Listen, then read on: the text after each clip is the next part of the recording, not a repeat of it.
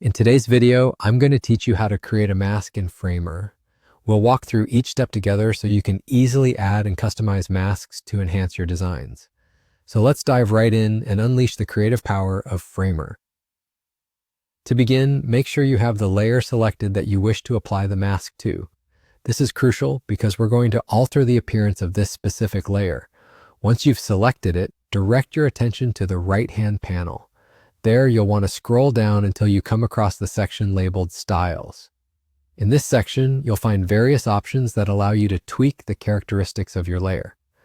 Now, here's where it gets interesting.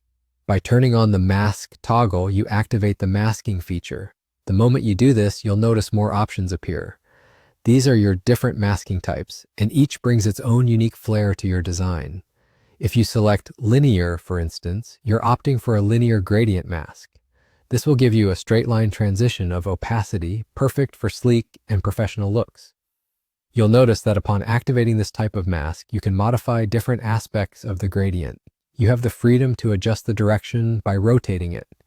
This means you could decide whether the gradient transitions from top to bottom, left to right, or any diagonal you prefer. Another handy feature is adjusting the alpha, which controls transparency.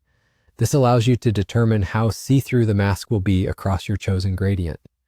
And don't overlook those sliders. With them, you can fine-tune the mask's strength or its exact position, making it either subtle or pronounced, depending on your needs. Perhaps you want the gradient stark and starkly visible, or maybe you prefer a gentle fade.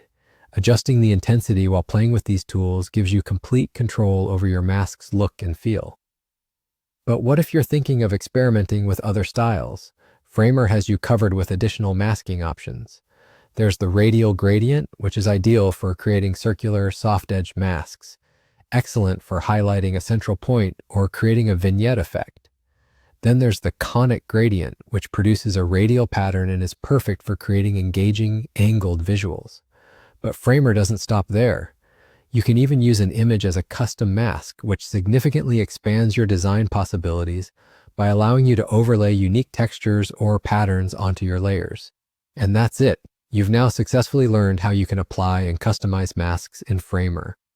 This simple yet powerful technique is a fantastic way to enhance your designs, drawing attention exactly where you want it and creating stunning visual effects with relative ease.